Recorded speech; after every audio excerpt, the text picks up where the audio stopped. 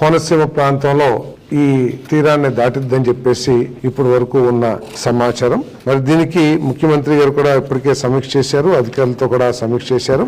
ఎటువంటి పరిస్థితులు అయినా సరే ఎదుర్కోవటానికి యంత్రాంగాన్ని సిద్ధం చేయమని, వారికి కావాల్సిన వనరులు కానివ్వండి, లేకపోతే ఎక్విప్మెంట్ కానివ్వండి, అన్నిటినీ కూడా సిద్ధం చేసి ప్రజలకి ఎటువంటి అసౌకర్యం లేకోకుండా ఆస్తి నష్టం జీరో ప్రాణ నష్టం అనే లక్ష్యంతో పనిచేయాలని చెప్పేసి ముఖ్యమంత్రి గారు మరి సూచన చేశారని చెప్పేసి మనం చేస్తాం. ఇప్పటికే సహాయ చర్యల కోసం 19 కోట్ల రూపాయలని మరి కలెక్టర్స్ అందరికి కూడా అందించడం జరిగింది. ఇంకా అవసరమైనా సరే రూల్స్ ప్రకారం ఏదైతే స్టాండర్డ్ ప్రాక్టీసెస్ ఏదైతే ఉన్నాయో దాని ప్రకారం ఎంతైనా సరే అది లిమిట్ కాదు. TR 27 కింద ఎంతైనా సరే ఖర్చు పెట్టడానికి ప్రభుత్వం సిద్ధంగా ఉందని చెప్పేసి మనం చేస్తాం.